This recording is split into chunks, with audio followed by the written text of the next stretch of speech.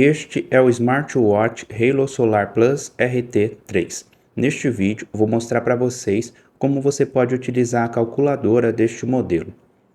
Você vem aqui no menu, depois que a tela já estiver ligada, você aperta no botão de novo, ele vai abrir na aba de menu e aqui você vem nessa opção.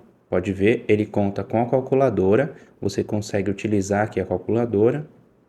Vou mostrar um pequeno teste aqui para vocês, pode ver, está funcionando bem.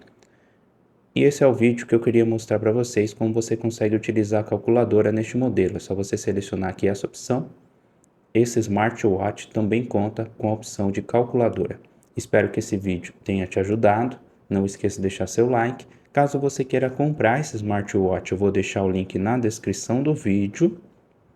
E se você tem alguma dica, sugestão de vídeo, deixe nos comentários. Se você ainda não for, inscreva-se e ative as notificações. Muito obrigado e até o próximo vídeo.